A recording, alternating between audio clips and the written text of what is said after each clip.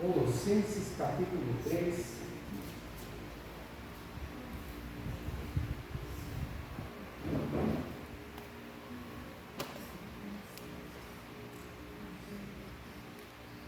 Como estamos em mês de oração pelas famílias,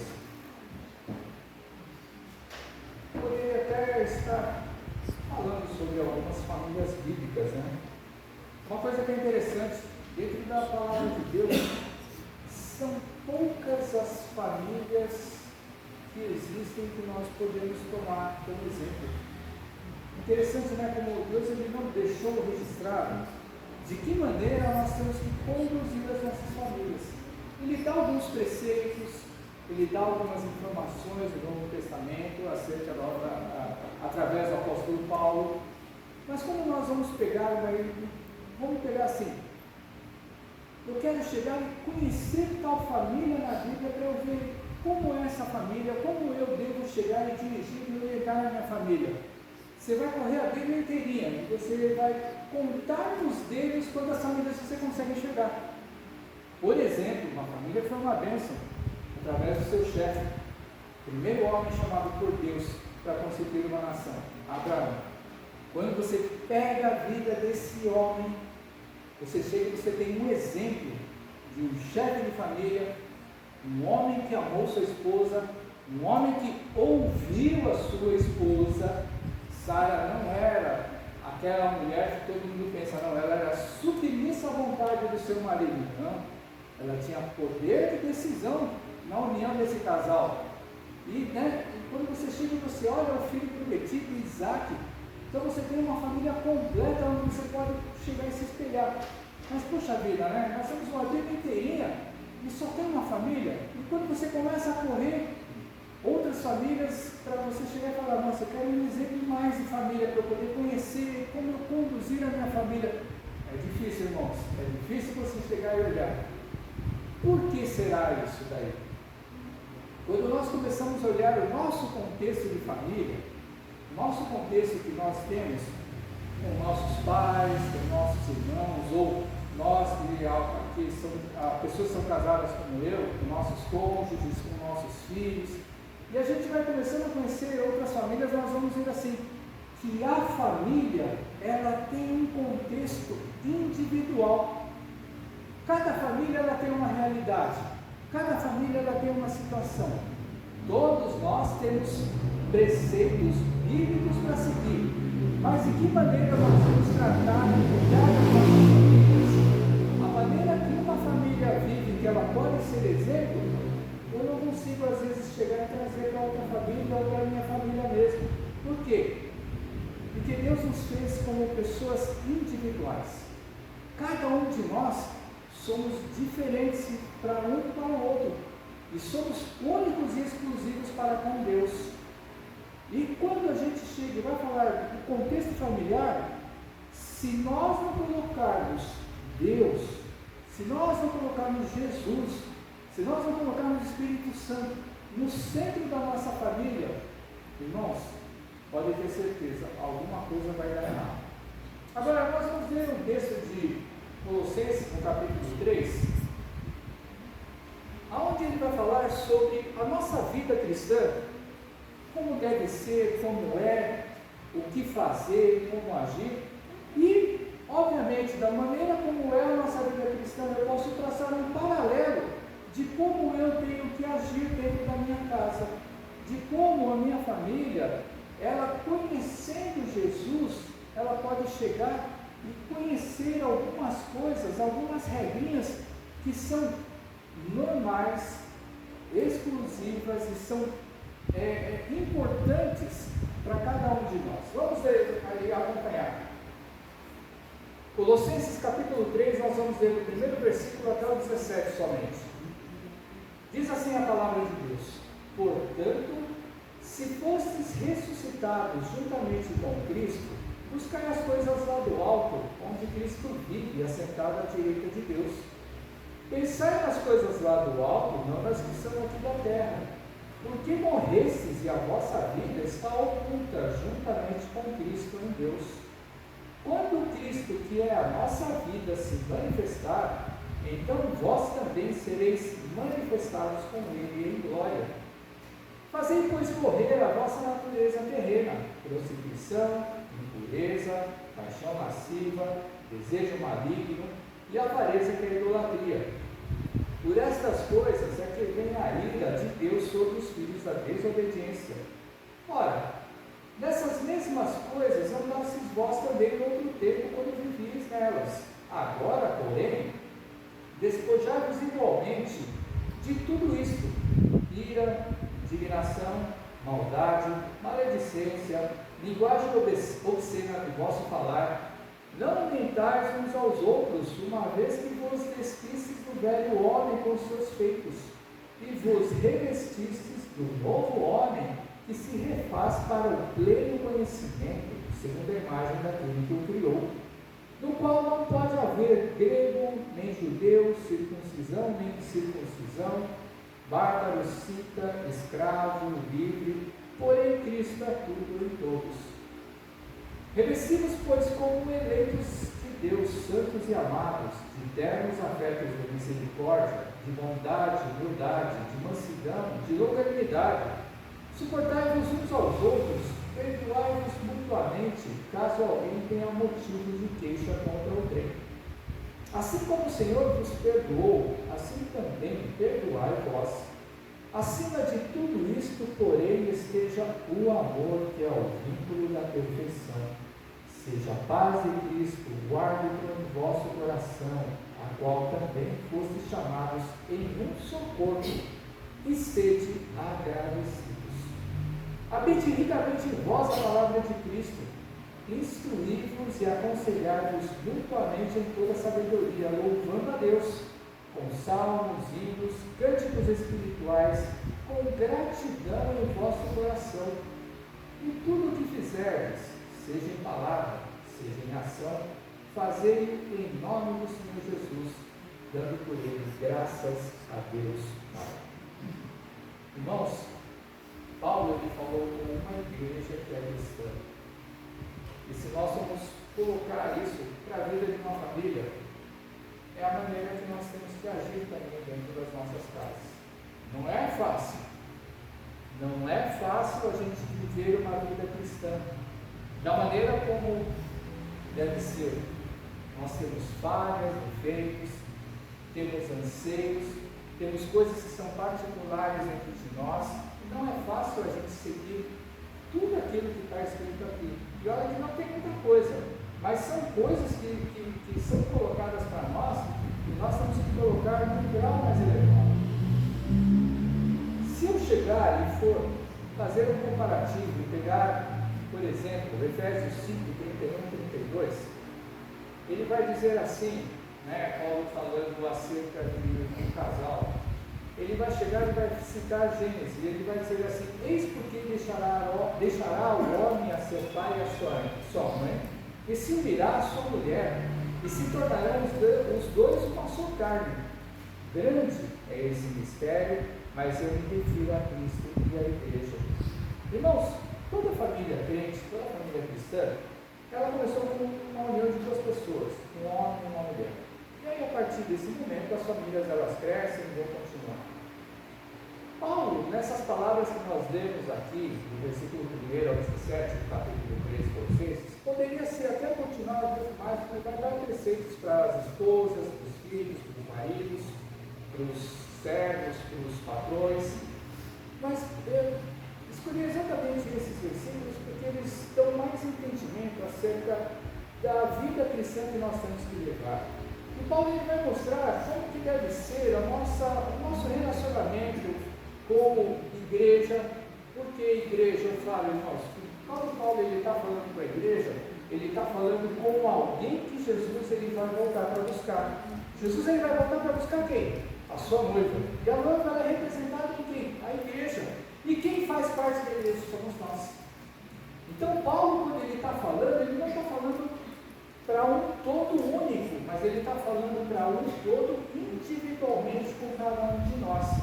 Aí, irmãos, existe uma coisa que Paulo ele vai chegar e ele vai tratar: joga, abandona, larga a sua velha vida para você viver uma nova vida em que, irmãos? Imagina que Jesus, ele prometeu o quê? A salvação. Jesus, ele prometeu o quê? A vida eterna. E quando nós abandonamos ou temos que abandonar essa velha vida, é eu chegar e não esperar somente nesse momento de Jesus voltar, mas eu já viver desde já como alguém que é herdeiro da eternidade. Aí, irmãos, uma coisa que é interessante, que eu acho que todos nós deveríamos fazer quando nós lemos uma porção da Bíblia. Você tem que chegar e, assim, fazer algumas perguntas, não para o texto, ou também para o texto, mas fazer algumas perguntas para você. Quando você lê, por exemplo, uma passagem como essa, olha só, algumas perguntas que eu fiz para a minha cabeça. O que a gente aprende quando a gente é chamado por Jesus? Várias respostas nós podemos dar, mas assim, uma coisa que a gente deveria aprender, mas a gente não exerce. Por exemplo, uma resposta que eu encontrei. Quando Jesus ele nos chama, uma das coisas que nós temos que chegar e aprender a ser desarmados. Interessante isso, né? Porque a gente pensa assim, quando a gente conhece a Jesus e aprende Jesus, a gente fica carregado de verdades. O fato de nós sermos carregados de verdades, e verdades que sejam do céu, ou verdades que sejam de Deus para as nossas vidas, isso não faz com que eu possa crescer na frente das outras pessoas. Então, uma coisa que Jesus ele ensina para a gente é o quê? A eu ficar desarmado diante das outras pessoas. Pode reparar, quando alguém chega e vem com uma afronta para cima de nós acerca da palavra de Deus, nós temos o quê? A resposta de bate-pronto. E muitas vezes nós fazemos o quê? Damos uma resposta correta, verdadeira, se nós conhecemos a palavra de Deus, mas que muitas vezes vai agredir as outras pessoas. Sabe o que é interessante que Paulo ele fala para Timóteo? A sua palavra, ela tem que ser regada e temperada com sal. Regada e temperada com sal de que maneira? Ela tem que ser o quê? Quando nós comemos uma coisa que nós sentimos o sal, o que é? Uma coisa saborosa, não é verdade? Né? Você come uma coisa sem sal, por exemplo, você vai falar, nossa, não tem gosto de nada. Mas quando você come uma determinada comida que ela tem sal, o sal ele ajuda a fazer o quê? Realçar o sabor. Então a nossa palavra ela tem que ser o quê?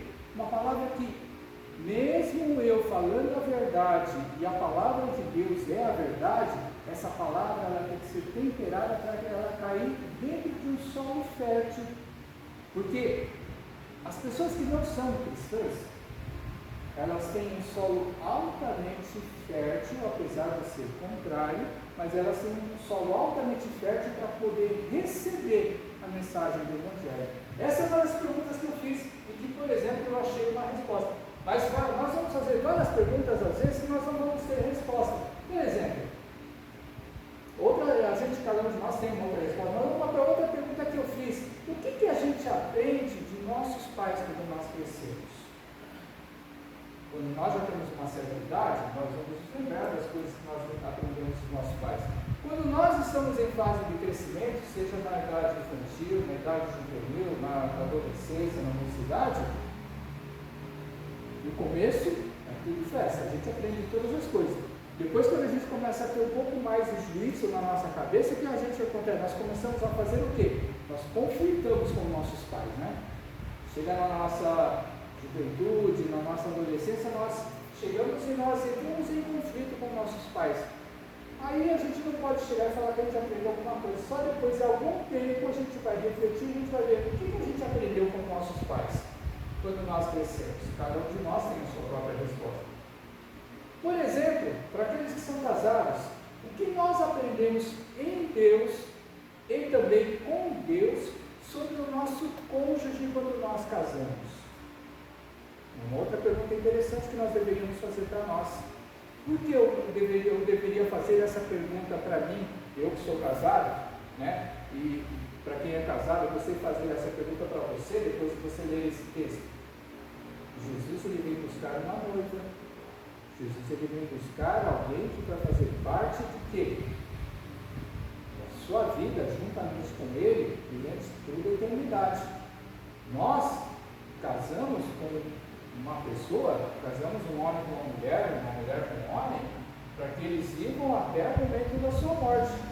Mas, nesse momento em que eles estiverem juntos, eles têm que viver debaixo do quê? Da graça e do amor de Deus nas suas vidas. Outra pergunta também, que por exemplo, que eu fiz quando eu li esse texto, eu comecei a fazer essa pergunta para mim: o que a gente aprende da vida que Deus nos dá quando a gente chega na velhice, ou quando a gente está a ponto de partir desse mundo?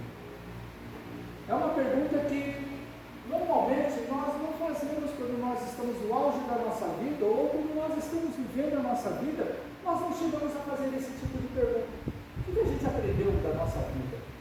O que a gente aprendeu na realidade de cada um de nós? Algumas perguntas a gente chega e faz quando a gente lê esse texto, mas assim, ficamos com um ponto de interrogação. Mas sabe o que é bom quando você chega e você lê o texto e você começar a fazer pergunta para você e começar a fazer pergunta para o texto? Sabe por que é bom isso daí? Porque o que vai fazer?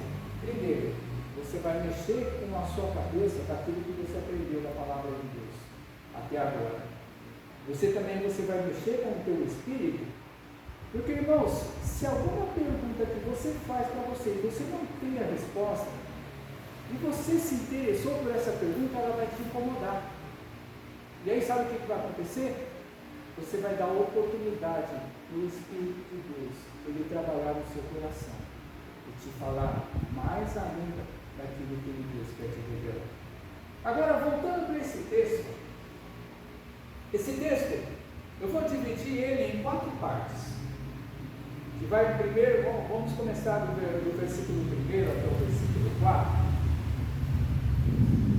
Paulo está falando que quando a gente é chamado por Jesus, ele está falando assim: busquem as coisas lá do alto, pensai nas coisas lá de cima. Por que a gente tem que fazer isso para ele? Muitos de nós, quando aceitam Jesus na sua vida, pensam assim: nossa, eu creio de todo o coração, eu creio que Jesus é o Filho de Deus, eu creio que ele morreu, que ele ressuscitou, que ele está no céu, aguardando apenas uma ordem do Pai para ele chegar e voltar para buscar o seu povo. E glória a Deus e graças a Deus que eu faço parte desse povo. Basta só isso? Não. Porque quando a gente conhece Jesus, Paulo está exortando a igreja, ele está exortando as nossas vidas para a gente chegar e buscar as coisas em cima. O que é buscar as coisas em cima? Irmãos, nós somos chamados pela eternidade. E como eu havia falado, nós temos que começar a viver a eternidade desde já. Eu não posso esperar Jesus voltar para eu viver a eternidade. A nossa luta aqui é uma luta de foice contra as obras do inimigo. A nossa luta aqui, sabe, ela é uma luta onde eu chego e, como diz em Efésios, a nossa luta não é contra a carne e sangue, é contra o principado e potestade.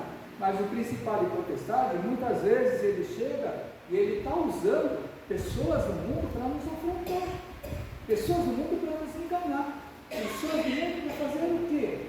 Para nos levar para o caminho ruim. E se eu não buscar o revestimento de palavras, se eu não buscar o conhecimento de Jesus, se eu não pensar na minha vida, nas coisas lá no céu, o que eu tenho que pensar no céu? O céu ele tem muito pouca coisa revelada aqui na palavra de Deus, mas a gente sabe que a gente vai estar glorificando, sabe?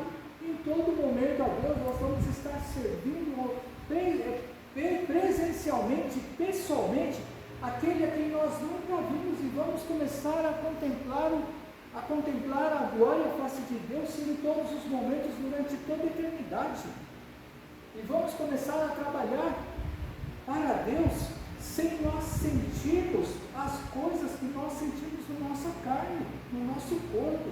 Sentimos aflições, sentimos dores, sentimos sofrimentos, sentimos perseguições. E quando a gente estiver no céu, nós não vamos sentir mais nada disso, mas isso não é para a gente chegar e viver lá no céu. Já temos que tentar conhecer, desejar e buscar essas coisas. Outra coisa que Paulo vai chegar, ele vai falar dentro desses 4 versículos, ele vai falar assim no versículo 4: quando Jesus, que é a nossa vida, se manifestar, então nós, ele fala, vós também sereis manifestados com ele em glória. Irmãos, uma coisa interessante que Paulo ele vai falar nesse versículo, eu fiz uma pergunta para mim: o que significa manifestar em glória? Vai chegar um dia em que nós vamos ter um corpo glorificado. Vai chegar um dia em que nós vamos ter um corpo que não vai sentir mais nada das coisas que nós sentimos aqui. E aí eu vou citar um texto que está lá em Apocalipse. Apocalipse capítulo 21, versículo 4, o que ele vai chegar a falar? Que vai chegar um tempo em que toda lágrima vai ser enxugada. Vai chegar um tempo em que a morte já não vai mais existir. Vai chegar um tempo em que nós não vamos sentir mais dor, que nós não vamos ter mais pranto. Esse tempo que vai chegar vai ser quando Jesus se manifestar em glória nas nossas vidas. E quando Jesus se manifestar, nós já vamos ter esse corpo glorificado para podermos subir ao céu. Irmãos, a gente não tem como a gente chegar e imaginar a nossa vida, por exemplo, o nosso corpo sem sentir dor. Não tem como a gente conseguir imaginar a nossa vida sem nós sentirmos tristezas, aflições. Agora, tenta pensar que tudo aquilo que Jesus está preparando no céu, todo o trabalho que Ele tem lá na glória, do lado do Pai, para interceder pelas nossas vidas, é para fazer com que o inimigo ele não roube isso de você. O inimigo ele tem o poder para roubar o que Deus ele deu de graça para nós, que é o dom da vida eterna? Não.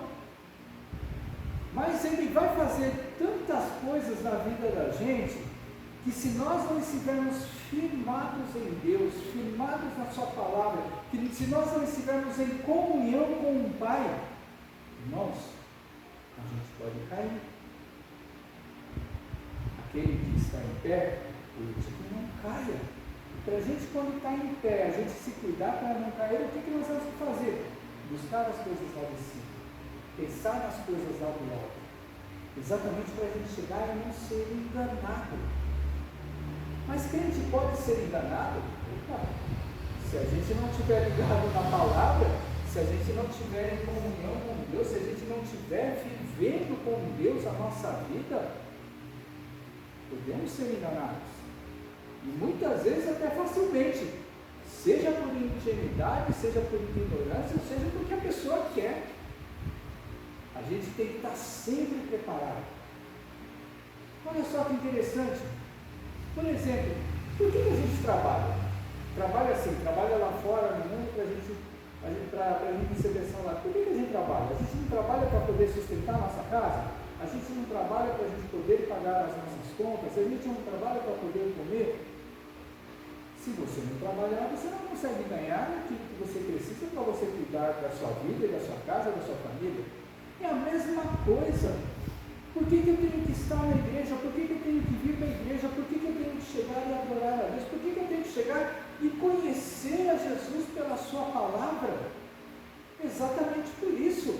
Se Jesus ele me chamou, se Jesus ele te chamou, ele chamou a gente para a gente viver uma nova realidade de vida.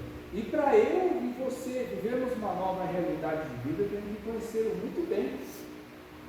Eu e você, nós temos que ter comunhão com Deus, nós temos que ter comunhão com Cristo, nós temos que deixar o Espírito de Deus trabalhar na nossa vida, para que a verdade ela venha a ser revelada sempre, e que nós não venhamos ser enganados nunca.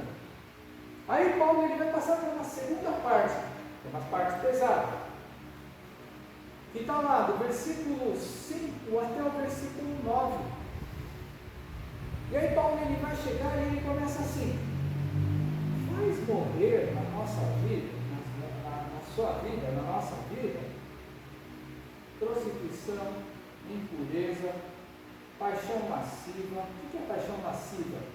Falta de pudor, é uma pessoa sem vergonha. Sem vergonha no mau sentido, tá, gente? É uma pessoa intolerante.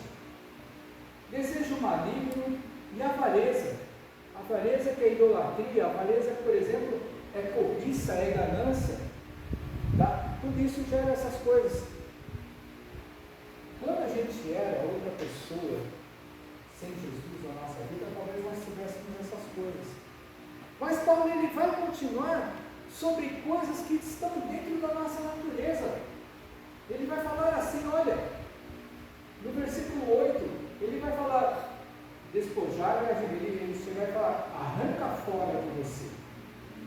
Igualmente tudo isso aí, porque quando a gente fala prostituição, impureza, lascívia, desejo maligno, avareza, talvez muitos de nós não fossem assim antes de se converter a Jesus.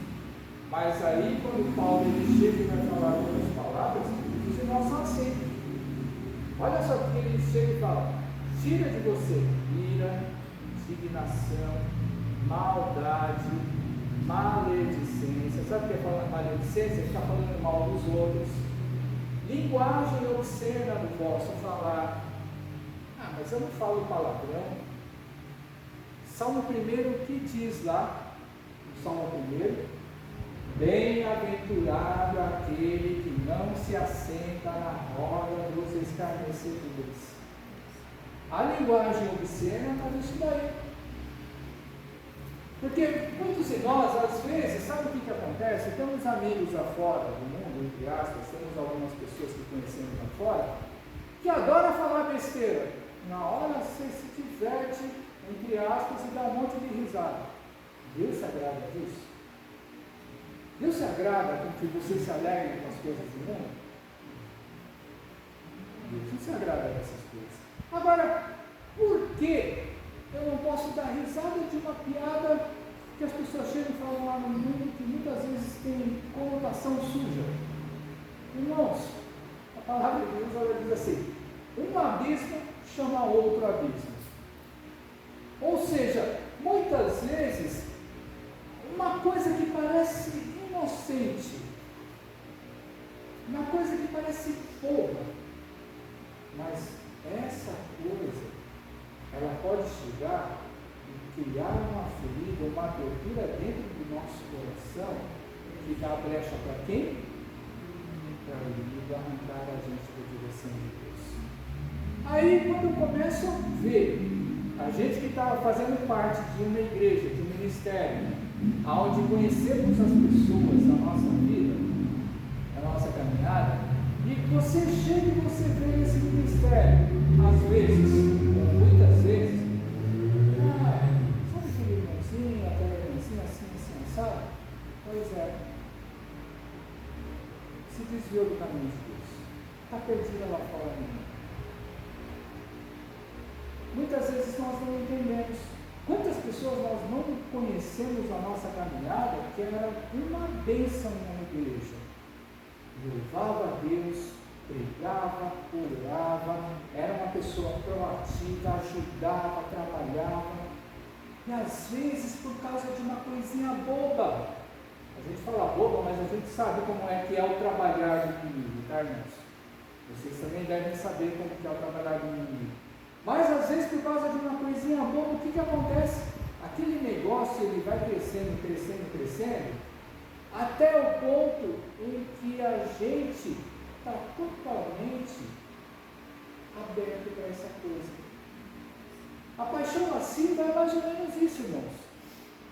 Ela começa pequenininha, mas quando você deixa, você gosta do primeiro momento, você chega e acha legal no segundo momento, quando você vai ver, é exatamente um vício de álcool, um vício de cigarro, por exemplo. Um vício de álcool, um vício de cigarro, eu falo desses mais fracos, entre aspas, que ele começa assim. No começo você não gosta, no começo você passa mal, na segunda vez, vai, ainda passa. Chega uma hora que você não consegue levar. Eu falo isso, irmãos, porque antes de eu me converter, eu era fumante. Antes de eu converter, eu gostava de tomar uma cervejinha. Depois que eu me converti, irmãos, eu queria me batizar, mas olha, Foi duro largar. Até que no momento em que eu comecei a fazer o curso de batismo, eu cheguei e eu fiz uma oração para Deus e falei: Senhor, se for da tua vontade, arranca isso de mim, sem que eu faça força, porque eu mesmo de mim mesmo não consigo. É propósito com Deus que a gente faz a vida da gente. E é propósito que você chega e você faz com Deus, porque você quer mais ainda. Você quer chegar e conhecer e pensar naquelas coisas que são lá de cima. As coisas espirituais, as coisas que Deus ele tem para revelar para nós. Mas por quê? Só por revelar? Não. Para que a gente possa viver uma vida cristã digna. Para que a gente possa viver uma vida cristã ao ponto de nós podermos levar a palavra de Deus para outras pessoas, para que elas venham conhecer o mesmo Jesus que você conhece, que eu conheço. E quando eu fiz esse propósito com Deus, irmãos, foi certeiro, não foi no dia seguinte, foi fazendo oração diariamente, colocando nas mãos de Deus. Mas chegou um momento que, antes mesmo de eu terminar o meu curso, antes mesmo de eu batizar, eu larguei as duas coisas, e glória a Deus por isso. Sabe o fato que você chega, você no teu coração, no seu desejo, você não sente mais essa vontade que te dominava?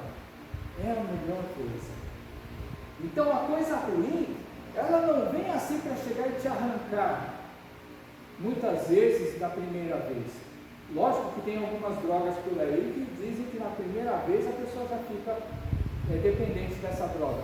Mas existem algumas coisas que elas vêm se mostrando, sabe, uma coisinha engraçadinha, uma fala aqui, sabe, que você acha bonitinho, que você dá risadinha, até o momento em que você é dominado. E Paulo ele chega e começa a falar exatamente essas coisas para quê? Abandona, não desconvive. E outra, você pensa o seguinte: é legal quando você está dentro de uma casa e você se ira do nada com as outras pessoas? Não. E olha quantas vezes a gente não perde a fala, não perde, sabe, não perde o equilíbrio. Não importa a maneira que nós estamos. Muitas vezes já aconteceu comigo de eu chegar e perder o equilíbrio e chegar e agir com ira. Mas, irmãos, não importa se a gente tem motivo, se a gente está coberto de razão, não importa se a gente chega e está falando a verdade, não importa, porque ninguém gosta de ser atacado. Ninguém gosta de ser atacado. E, particularmente falando, quando a gente ataca, a gente vai parar para refletir, nem a gente gostou daquilo que a gente fez. Então, Paulo ele chega e fala: deixa de lado, abandona isso daí, pensa lá em Jesus, pensa nas coisas, naquilo que ele fez, naquilo que ele veio, naquilo que ele viveu, para que a gente, sabe, possa viver uma outra vida. A terceira parte, olha só como é. Quando a gente se esforça para largar essas coisas. Versículo 10, olha só o que ele chega e vai falar. A nova vida em Cristo, ela vai dizer assim, que nós temos que nos revestir do novo homem. Para quê? Para que esse revestimento, com o conhecimento da palavra, a gente possa enxergar de que maneira Jesus está trabalhando, ele tem trabalhado na vida de cada um de nós. E aí ele vai trazer um monte de recomendações a partir do versículo 12, ou seja, abandone a velha vida porque você tem uma nova vida dentro de Jesus Cristo. E dentro dessa nova vida, ele vai falar sobre algumas qualidades morais, qualidades do caráter de Deus, qualidades do caráter de Jesus, que não é que estão só ao nosso alcance, mas é que nós temos que fazer e agir conforme isso. Ele vai falar o que lá no 12? Olha só, nós temos que nos revestir, ou nós temos que estar cheios de ternos afetos de quê? Misericórdia, bondade. E a bondade aqui, irmãos, já até havia falado na semana passada, mas a bondade aqui é uma pessoa que não é avarenta, é uma pessoa que chega e ajuda o seu próximo, é uma pessoa que mesmo que ela não tenha condição, ela sente a dor do seu próximo. E o que é interessante, infelizmente falando, a rede social fez com que a gente esfriasse essa virtude. A rede social faz com que a gente chegue e mande lá um desenhozinho de mão que está orando, de coração que está amando, de choro que nós estamos sentindo. A rede social faz tudo isso. Agora, muitas vezes nós postamos na rede social essas coisas, isso não reflete o nosso sentimento. Não reflete o nosso sentimento de bondade. Às vezes dá saudade do tempo em que a gente tinha telefone. Tempo que a gente tinha telefone? Lembra quando você falava com seus amigos? Lembra quando você falava com seus parentes? Lembra quando você falava com a sua namorada, o seu namorado? Irmãos, olha, eu e minha esposa, quando a gente namorava, era todo dia. Todo dia, naquela determinada hora. Lembra do tempo do orelhão, em que usava, como é que é, a ficha telefônica, em que usava cartão de celular? Esse tempo, hein? A minha esposa chegava e ligava para mim toda hora do almoço. E tinha uma filha que ficava atrás dela, que ela me falava, às vezes, que ficava lá e a gente ficava conversando 30, 40, 50 minutos todo dia. O que tinha para falar eu não sei, porque quando a gente namora, a gente fala um monte de coisa. E se a gente chegar e falar, o que você tirou proveito de mim? Não sei. Mas, irmãos, dá saudade do tempo que a gente tem telefone. Mas a gente não tem telefone hoje em dia, a gente tem telefone, mas a gente não liga. Olha só que interessante, a gente manda mensagem e muitas vezes a mensagem ela não reflete o sentimento que você está postando na mensagem. Você fala que você sente, você fala que você está doendo, você fala que você está sendo solidário com as pessoas, você fala que vai ajudar. Nós não fazemos nada disso na realidade. Nós somos, fazemos com que a superficialidade das nossas vidas ela passe a ser uma coisa real, e não é. Quando a gente chega e fala que a gente tem um monte de amigos, quando a gente fala que tem, nossa, na realidade não tem um amigo nenhum, porque amigo é aquele que está ali junto com você nas piores horas. E aí ele vai falando mais ainda, né? Parei na bondade. Mas ele vai falar ainda humildade, mansidão, longanimidade. Olha só que interessante. Longanimidade é a gente ser tolerante com o erro dos outros. Isso é ser longânimo. A gente suportar a falha dos outros nas nossas vidas. Por quê? Porque a gente tem que se amar mutuamente.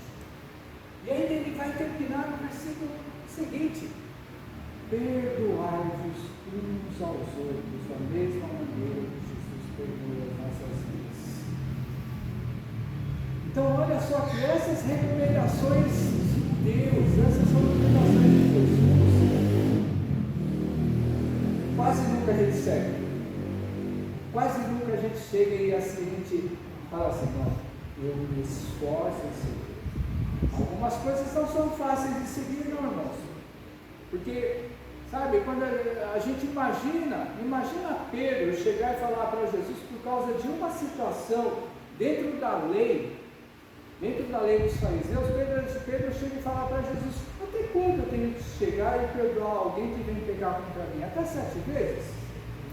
A lei dizia, se eu não me engano, que era até 5 vezes que tinha que perdoar. E aí Jesus ele chega e fala exatamente isso que a irmã falou. Sabe o que é 70 vezes 7? Você nunca parou para você chegar e perdoar 70 vezes 7, né? Mas 70 vezes 7 significa infinitamente nós temos que perdoar uns aos outros. Então você imagina o seguinte, perdoamos? Não. Mas não foi isso que Paulo ele falou? Quando você lembra que você tem que perdoar um ao outro mutuamente, você já lembra na pior pessoa que você conhece, e fala, esse eu não consigo perdoar. Esse não, porque esse daí é muito mal. Esse não, porque esse daí é muito chato, esse não, porque esse daí é muito traiçoeiro. A gente sempre pensa no pior, e aí é esse pior que Deus ele quer que a gente perdoe. Por quê? Por que tem que acontecer essas coisas? Aí vem na última parte do texto que nós lemos. Irmãos, não falei que as coisas são fáceis, as coisas elas não são fáceis, as coisas são difíceis, mas se a gente se esforçar, para cumprir essas coisas, essas 3 coisinhas que nós lemos aí em bloquinhos separados, aí olha só, amor é o vínculo da perfeição, capítulo 14. Abra comigo lá em 1 Coríntios capítulo 3. Vocês conhecem muito bem 1 Coríntios capítulo 13. Mas olha só, versículo 4 até o versículo 8a. Então, quando Paulo ele fala, acima de tudo isso, porém, seja o amor que é o vínculo da perfeição, fatalmente ele vai me fazer lembrar de 1 Coríntios 13, versículo 4. O amor é paciente, o amor é benigno, o amor não arde em ciúme, ele não se ufana. Ufana significa você ser uma pessoa orgulhosa. O amor, ele não se soberbece, ou seja, ele não é arrogante. O amor, ele não se porta inconvenientemente, ele não procura os seus próprios interesses, ele não se exaspera, ou ele não se exagera dentro daquilo que a pessoa ela quer, ele não se ressente do mal, ele não se alegra com a injustiça, mas ele se alegra com o quê? Com a verdade. O amor, ele tudo sofre, ele tudo crê, ele tudo espera, ele tudo suporta, e o amor de Deus, ele jamais acaba. Então, quando ele vai falar que o amor é o vínculo da paz, ele está falando desse amor. Esse amor que suporta qualquer coisa para fazer com que a gente seja unido a Cristo Jesus. Outra coisa que ele vai falar: seja a paz de Cristo o árbitro em vosso coração, porque nós somos chamados em um só corpo. A paz de Cristo, ela ser o árbitro em nosso coração, sabe o que ele quer dizer? Existem vezes, ou muitas vezes, em que nós temos a verdade. E às vezes acontece uma situação na nossa vida em que a gente vai, chega e chama a verdade. E eu vou falar para vocês, irmãos, a partir do momento em que nós temos razão em todas as coisas, nós podemos estar certos. Mas a partir do momento em que nós temos razão, e nós machucamos o nosso próximo, já foi embora essa razão. Eu estou certo e não largo disso. Vocês se lembram que Jesus, quando ele chegou e ele foi preso, e ele foi levado diante do chefe da sinagoga, foi levado diante do sumo sacerdote, o que foi que aconteceu? Acusaram Jesus de um monte de coisa que ele não fez. Acusaram Jesus de um monte de coisa que ele não era. O que Jesus ele fez? Ele ficou calado. Jesus ele não abriu a boca. E quando Jesus abriu a boca, ele chegou e falou: foi tu que disseste que eu sou rei dos judeus, que eu sou filho de Deus. Foi você que disse. Muitas vezes a gente chega e vai se justificar. Muitas vezes a gente sabe que está certo. Mas, irmãos, é melhor eu falar ou às vezes é melhor eu falar? Deixa o Espírito de Deus que você fala dentro do seu coração. É exatamente isso que diz o versículo. Seja a paz de Cristo aquele que vai julgar dentro do seu coração. Tem momento certo para falar e tem momento certo para calar. Tem momento certo para eu me defender, tem momento certo para eu chegar. Deixa os outros brigar. cima de mim.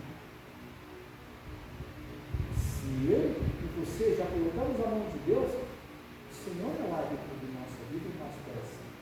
Por final, nesse versículo, ele fala duas palavras: e sede agradecidos. Esse sede agradecidos, ele vai falar em que em tudo devemos dar graças a Deus. Em tudo nós devemos agradecer a Deus. Por quê? Irmãos, Jesus ele nos chamou. Glória a Deus por isso. Jesus ele estendeu a mão para a gente. Jesus ele nos chamou para que a gente pudesse viver uma novidade de vida. Mas ele não chama todo mundo? Chama todo mundo. Mas alguns, Jesus ele vai e estende a sua mão.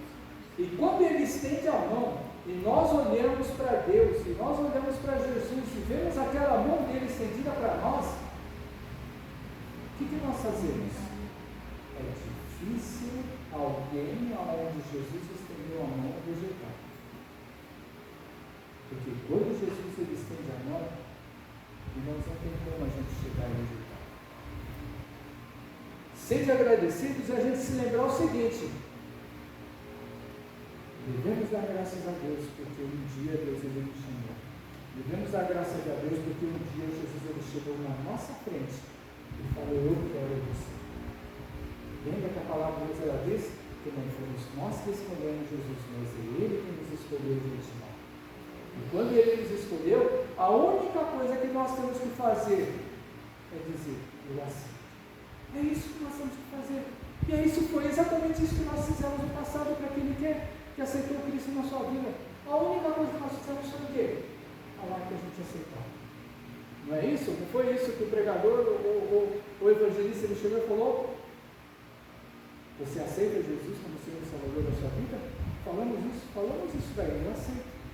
Óbvio que aí vem depois tudo aquilo que está em Romanos 10. A gente chegar e acreditar que Deus, Jesus é o próprio Senhor, que morreu, ressuscitou, foi elevado aos céus. Mas quando Jesus ele estende a mão, é exatamente dessa maneira. Ele só estende a mão e perguntou: você me aceita? E a gente falou: eu aceito. É simples assim. Ainda vai continuar mais um pouquinho ainda. Aí ele vai falar, né? Preceitos. Versículo 16, olha: habite ricamente em vós a palavra de Cristo. O que é? Eu chegar e buscar entendimento, conhecimento, sabedoria dessa palavra. Ele vai dizer ainda: instruí-vos e aconselhai-vos mutuamente. Ou seja, eu não sou único, você não é único. Nós temos que chegar e ajudar uns aos outros, e ainda a gente tem que chegar e ouvir os outros irmãos, porque todos nós conhecemos uma porção da palavra, e dentro das nossas vidas e das nossas experiências com Deus, nós nos ajudamos mutuamente. Para quê? Para que a gente venha se fortalecer, para que a gente não venha se deixar dobrar. Um cordão de 3 dobras ele é difícil de se romper exatamente por causa disso, porque nós como irmãos, nós como unidos em Cristo, nós nos ajudando mutuamente. Não existe aquele irmão que é célula solta que fala assim: eu não preciso de ninguém, só preciso de Jesus. Não. Jesus ele está na vida de cada um de nós. Jesus ele está na presença de cada um de nós, e nós convivendo em unidade, em comunhão, como um corpo, como a igreja de Jesus, nós nos fortalecemos uns aos outros. A palavra de Deus diz: é melhor de 2 caminhando juntos, porque se um cair, o outro segura. E aquele que está sozinho? Então não existe salva solta. Nós precisamos uns dos outros, e vai continuando mais ainda. Ele vai falando assim, né? Louva a Deus, salmos, hinos, cânticos espirituais, com gratidão em vosso coração. E o mais importante de todas as coisas, esse último versículo: tudo que nós fizermos, seja em palavra, em atitudes, tudo devemos fazer através da obra e do nome de Cristo nas nossas vidas, sempre dando graças a Deus por estas coisas. Tudo aquilo que a gente fizer na nossa vida, não é só dentro da igreja, é na nossa casa, é no nosso trabalho, é no nosso dia a dia. Tudo aquilo que a gente faz não é das nossas forças. Ou melhor, a nossa força ela vem de Deus. E eu faço todas as coisas, e você também faz todas as coisas na sua vida, sempre em nome de Cristo, dando graças a Deus. todas as coisas, porque quem tem que ser honrado nesse mundo é Jesus. Quem que tem que ser glorificado nesse mundo é Deus. E nós somos louvor da glória de Deus. Estamos nesse mundo para glorificar a Deus nas nossas vidas em nome de